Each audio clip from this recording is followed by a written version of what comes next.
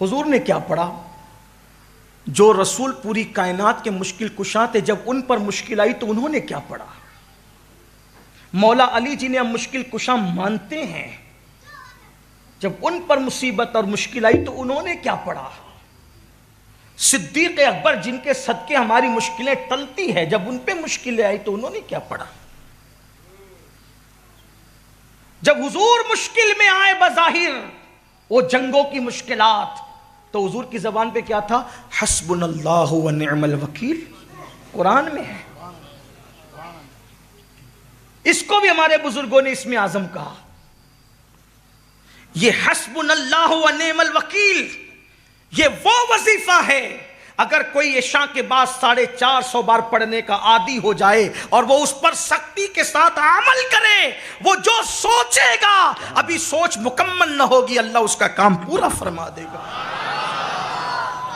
شرط کیا ہے؟ عالم ہونا، حافظ ہونا، قاری ہونا، مفتی ہونا، ڈاکٹر ہونا، ٹیچر ہونا، کوئی شرط نہیں۔ شرط بس اتنی ہے، ایک تو یقین کا ہونا اور دوسرا حرام سے پیٹ کا خالی ہونا۔ میں پھر کہتا ہوں آپ سے، سارے وظیفے پڑھ ڈالو۔ عورتیں ہی پڑھ رہی ہے بہت سے وظیفے، لوگ مانگتے ہیں یہ وظیفے اتنا پڑھتے ہیں حضرت اتنا اور دو۔ میں کہتا ہوں کم پڑھو، کم پڑھو لیکن پیٹ پر توجہ دو۔ شوہر آپ کا حرام لا کر کے کھلا رہا ہے، آپ 16 سیدوں کے روزے رکھے، 10 بیویوں کے روزے رکھے، اور بھی روزے رکھیں اور بھی رکھیں، دن بھر بھوکے رہیں، شام کو حرام سے افطار کریں، لوگوں کے خون سے افطار کریں۔ غوث پاک کہتے ہیں کہ جو حرام سے افطار کرتا ہے وہ لوگوں کے خون سے افطار کرتا ہے۔ لوگوں کو یہ باتیں اچھی نہیں لگتی۔ اپنا دین بالکل سچا سچا سیدھا سیدھا، 2 اور 2 + 4 کی طرح بالکل سیدھی سیدھی بات ہے، اور بہت مشکل نہیں ہے ہمارا دین، یا دین پہ چلنا بھی مشکل نہیں ہے، بہت مرتبے پا سکتے ہو۔ یقین چاہیے، اللہ رسول کے فرامین پر عمل چاہیے، پھر دیکھو کیسے کرم کی برسات ہوتی ہے۔ تو خواجہ عثمان ہارونی کے پاس مرید کہتا ہے، وہ بوڑھا کہتا ہے مریدوں کے سامنے، حضور بچہ گم ہو گیا کچھ کیجیے۔ آپ نے مریدوں سے فرمایا، پہلے آپ نے آنکھ بند کر کے مراقبہ کیا، پھر سر اٹھایا اور فرمایا ایک بار سورہ فاتحہ 3 بار قل هو اللہ پڑھو، اس کے بچے کے لیے دعا کرو۔ ہر ولی کی زندگی میں آپ کو سورہ فاتحہ ملے گی۔ سورہ فاتحہ یہ وہ سورت ہے کہ اللہ کے رسول فرماتے، ایک دن جبریل امین آ کر کے کہتے ہیں یا رسول اللہ، نہ یہ سورت توریت میں تھی، نہ انجیل میں تھی، نہ زبور میں تھی۔ اگر یہ سورت توریت میں ہوتی تو موسیٰ علیہ السلام کا کوئی امتی یہودی نہ ہوتا، اگر یہ انجیل میں ہوتی تو عیسیٰ علیہ السلام کا کوئی امت جو ہے وہ اس طریقے سے گمراہی کا شکار نہ ہوتا جیسے وہ گمراہ ہوئے۔ یہ سورت زبور میں ہوتی تو زبور کے ماننے کا دعویٰ کرنے والوں کے لوگ سور اور بندر کی طرح نہ بنتے۔ یہ وہ سورت ہے جو اللہ نے صرف آپ کی امت کے لیے رکھا تھا، اس جیسی سورت اللہ نے کسی کو نہیں دی۔ حضرت مولائے کائنات فرماتے ہیں سورہ فاتحہ اور ماہ رمضان اللہ نے امت محمدیہ کو دے کر اتنا بڑا احسان کیا کہ مجھے یقین ہو گیا یہ امت کبھی ہلاک نہیں ہو سکتی، یعنی پوری امت پر اجتماعی طور پہ کبھی عذاب نہیں آ سکتا۔ یاد رکھے سورۃ الفاتحہ وہ ہے، سورہ فاتحہ جو پڑھے گا، جس مراد سے پڑھے گا اللہ اس کی اس مراد کو پورا فرمائے گا، جس تمنا کو دل میں لے کر پڑھے گا اللہ اس کی اس تمنا کو پورا فرمائے گا۔ سورہ فاتحہ وہ ہے کہ اگر ڈاکٹر کہہ دے کہ اس کا علاج نہیں، اس کی بیماری کا علاج نہیں، 41 مرتبہ بسم اللہ کی میم کو الحمد کی لام سے ملا کر آخری میں 3 مرتبہ آمین کہنے کا اہتمام کر کے 41 مرتبہ پڑھتے رہو، مریض پہ دم کرتے رہو، انشاءاللہ اللہ اس کو شفا عطا فرمائے گا۔ لیکن پھر کہتا ہوں شرط یہی ہے پیٹ حرام سے خالی ہو اور یقین کی دولت حاصل ہو۔ آج کل تو لوگوں کے یہاں دعوت کھانے میں بھی ڈر لگتا ہے، ہم لوگوں کو پتہ بھی نہیں ہوتا، یہ ذمہ داری تو بلانے والوں پہ ہوتی ہے کہ وہ کھلا کہاں رہے۔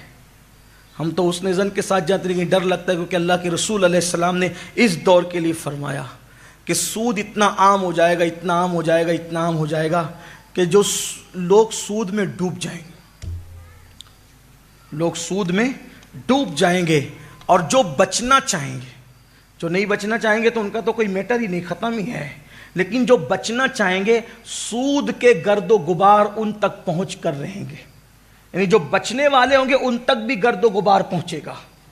آج تو گھروں میں بیٹھ کر لوگ رمی کھیل رہے ہیں، کروڑ پتی بننے کے چکر میں، ایزی منی کے چکر میں رمی کھیلی جا رہی ہے۔ کون جائے محنت کرنے، کون جائے پسینہ بہانے، کون جائے پسینے کے جسے جسم کو بدبودار بنانے۔ گھر میں بیٹھو، گھر میں بیٹھ کر کے ایزی منی کماؤ، عیش کرو، آرام کرو۔ اسلام یہ نہیں سکھا۔ اور پھر ایڈورٹائز کرنے والے بتا رہے وہ اس کو کار مل گئی رمی کی وجہ سے، اس کو بنگلہ مل گیا۔ کروڑوں کا تم نے ہڑپ کیا اور چند لوگوں کو دیا تو اس کی اشتہار بازی کرتے ہو۔ یہ بھی تو بتاؤ کتنے روڈ پہ آئے، جوا نے کتنوں کو روڈ پہ لایا، کتنے مالداروں کو فقیر بنایا، کتنے دینے والوں کو مانگنے والا بنایا۔ اسلام یوں ہی منع نہیں کرتا۔ ایزی منی کے چکر میں اپنی حلال کمائی کو برباد مت کرو۔ اسلام ایزی منی کی بات نہیں کرتا، اسلام محنت کی بات کرتا ہے، اسلام مشقت کی بات کرتا ہے۔ یاد رکھنا، جو ایزی طور پر آتا ہے وہ ایزی طور پر چلا بھی جاتا ہے، اور جو محنت کی کمائی سے آتا ہے وہ ہمیشہ رہتا ہے۔ اس لیے اپنے جوانوں سے کہتا ہوں، محنت سے کمانا سیکھو۔ ایزی منی کے چکر میں اپنے باپ داداؤں کی حلال میں روزی کو، حلال دولت کو تباہ اور برباد نہ کرو۔ یہ دنیا شہد دکھاتی ہے، زہر پلاتی ہے۔ امام کہتے ہیں شہد دکھائے، زہر پلائے، قاتل ڈائن شوہر کش، اس مردار پہ کیا للچایا۔ دنیا دیکھی بھالی ہے، تم ایزی منی کے چکر میں اپنے باپ داداؤں کی دولت کو داؤ پر لگا دو گے، کنگال ہو جاؤ گے۔ بعد میں خودکشی تک کی نوبت آتی ہے، بعد میں زہر کھا کر کے مرنے کی نوبت آتی ہے، بعد میں پھانسی کے پھندے پہ چڑھنے کی نوبت آتی ہے۔ اس لیے اپنے جوانوں سے کہتا ہوں، میری قوم کے جوانوں، اللہ نے ہماری قسمت میں جو لکھا ہے اس کو حلال راستے سے جا کر حاصل کرنے کی کوشش کرو۔ بہرحال خواجہ عثمان ہرونی نے جو ہے فرمایا سورہ فاتحہ پڑھو، ایک بار 3 مرتبہ قل ہو اللہ شریف پڑھو، اور اس کے بعد ہاتھ اٹھا کر آپ نے دعا کی، اے اللہ اس کے بچے کو اس کے گھر تک پہنچا دے۔ حضرت یعقوب اور یوسف جو دونوں ایک دوسرے سے بچھڑ گئے تھے مولا، ان کے ملن کا، ان کے ملاپ کا واسطہ مولا اس کے بچے کو اس سے ملا دے۔ اور پھر آنکھ کھول کر کے ہاتھ نیچے کر کے فرماتے ہیں، جاؤ جاؤ انشاءاللہ تمہارا بیٹا تمہارے گھر آ گیا۔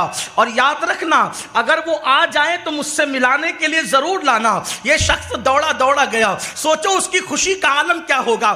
مر جانے والوں پہ صبر ہوتا ہے، گم ہو جانے والوں پہ زندگی میں کبھی صبر نہیں ہوتا۔ اللہ اکبر، اس باپ کے دل سے پوچھ جس کے بچے گم ہو جاتے ہیں، ان کو کتنی تکلیف ہوتی ہے۔ اللہ کسی باپ کو وہ دن نہ دکھائے۔ وہ بوڑھا لکڑی ٹیکتے ہوئے آیا تھا، لیکن پوری طاقت سے جب گیا تو محلے میں پہنچا تو لوگوں نے پکار کے کہا، مبارک ہو تمہارا بیٹا گھر آ گیا ہے۔ جیسی بیٹے کو پایا، ملاقات کی، اور باپ بیٹے کے جذبات ایک دوسرے سے گلے ملنے کے بعد جب مکمل ہوئے، ہاتھ پکڑا، کہا چل۔ پہلے خواجہ عثمان ہارونی کی قدم بوسی کے لیے جب آیا، اس جوان نے دیکھا تو دیکھتا رہ گیا۔ خواجہ عثمان ہارونی فرمایا کیا ہوا؟ کہا حضور مجھے لوگ اٹھا کر کے لے گئے تھے، ایک کشتی میں مجھے قید کر لیا تھا، اور کشتی میں قید کرنے کے بعد میں اسی میں پڑا ہوا تھا اور وہ مجھے کہیں لے جا رہے تھے۔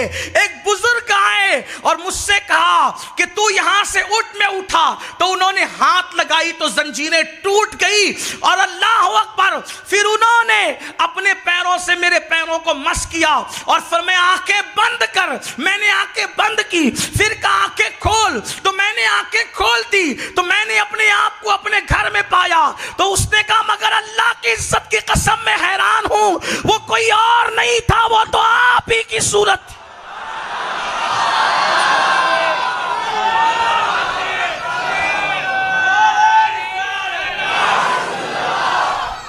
سرکار خواجہ عثمان ہرونی فرماتے چپ رہو چپ رہو چپ رہو، خاموش کیا۔